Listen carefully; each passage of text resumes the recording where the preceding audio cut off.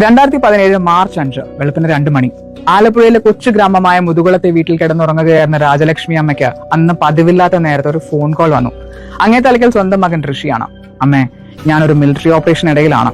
ഇവിടെ സിറ്റുവേഷൻ കുറച്ച് ക്രിട്ടിക്കലാണ്. അപ്പൊ ശരി. ഒരു പക്ഷേ ഇനി ഒരു ഫോൺ ചെയ്യാൻ ഞാൻ ഉണ്ടായി എന്ന് വരില്ല എന്നതാണ് ആ പറഞ്ഞതിന്റെ അർത്ഥം എന്ന് അമ്മയ്ക്ക് മനസ്സിലായി. പകച്ചുപോയ അമ്മയുടെ കയ്യിൽ നിന്ന് ഫോൺ അറിയാതെ താഴെ വീണു. സ്വന്തം രാജ്യത്തിന്റെ രക്ഷയ്ക്ക് വേണ്ടി തന്റെ മകൻ ഏതോ ഭീകരരുമായിട്ട് ഏറ്റുമുട്ടാൻ പോവുകയാണ് എന്ന് മനസ്സിലാക്കിയ അമ്മ അവിടെ ഇരുന്ന് ലളിതാ സഹസ്രനാമം ചൊല്ലാൻ ആരംഭിച്ചു. സ്ഥലം കാശ്മീരിലെ പുൽവാമ.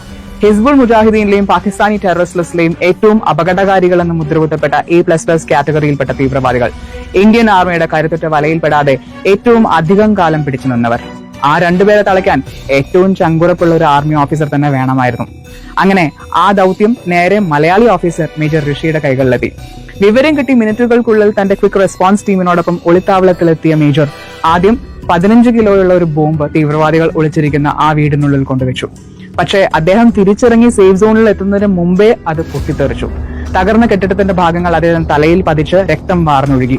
അതൊന്നും വകവയ്ക്കാതെ വീണ്ടും രണ്ടാമത്തെ അറ്റംപ്റ്റ്. ഇത്തവണ 3 പെട്രോൾ ബോംബുകൾ എറിഞ്ഞ് അവർ ആ വീടിന്റെ ഒരു ഭാഗം തകർത്തു. എന്നാൽ ആ വീടിന്റെ ഇനിയും തകരാത്ത ഭാഗത്ത് ഒളിച്ചിരുന്ന ആർമിക്ക് നേരെ തുരുതുരെ വെടിവെച്ചുകൊണ്ടിരുന്ന തീവ്രവാദികളുടെ ഇടയിലേക്ക് ഒരു ചെറിയ അനക്കം ഉണ്ടായാൽ പോലും പൊട്ടാൻ സാധ്യതയുള്ള 30 കിലോ ഭാരം വരുന്ന ബോംബുമായിട്ട് കയറി ചെല്ലാൻ മേജർ ഋഷി തീരുമാനിച്ചു. ഇതൊരു പക്ഷേ തന്റെ അവസാനമായിരിക്കാം എന്ന് ഋഷി മനസ്സിലാക്കി. ആ ഒരു നിമിഷത്തിലാണ് അദ്ദേഹം തന്റെ അമ്മയെ ഫോണിൽ വിളിച്ചത്. അമ്മേ, ഞാനൊരു ക്രിട്ടിക്കൽ മിലിറ്ററി ഓപ്പറേഷനിടയിലാണ്. പിന്നെ ഒന്നും നോക്കിയില്ല. കൊടുംക്രൂരന്മാരായ ആ തീവ്രവാദികളുടെ ഇടയിലേക്ക് അദ്ദേഹം സധൈര്യം ബോംബുമായിട്ട് കയറി ചെന്നു. കൃത്യസ്ഥാനത്ത് തന്നെ ബോംബ് വെച്ചു. പക്ഷെ ഈ ബോംബിൽ നിന്ന് പോലും ഇവർ രക്ഷപ്പെട്ടാൽ നേരെ തന്റെ ടീമിനെ ആയിരിക്കും അവർ ലക്ഷ്യം വെക്കുക എന്ന് തിരിച്ചറിഞ്ഞ ഋഷി തന്റെ നേരെ പാഞ്ഞു വന്ന വെടിയുണ്ടുകളുടെ ദിശയിലേക്ക് നടന്നു കയറി. തന്റെ തലയിലും മുഖത്തും വെടികൊണ്ട് തെറിച്ച് വീണിട്ടും ഒരു അതിമാനുഷ്യനെ പോലെ ഉയർത്തെഴുന്നേറ്റ ഋഷിയുടെ തോക്കിൽ നിന്നും ഉതിർന്നു വീണ വെടിയുണ്ടകളേറ്റ് കൊടും തീവ്രവാദികളായ അക്ബർ മൗലവിയും സൈഫുള്ളയും നിലം പതിച്ചു. എന്നാൽ അവിടെ നിന്ന് പുറത്തു കിടന്ന മേജറിനെ കണ്ട് എല്ലാവരും സ്തബ്ധരായി. മുഖത്തിന്റെ സ്ഥാനത്ത് പൊട്ടിച്ചെതറിയ കുറച്ച് മാംസവും ചോരയും മാത്രം.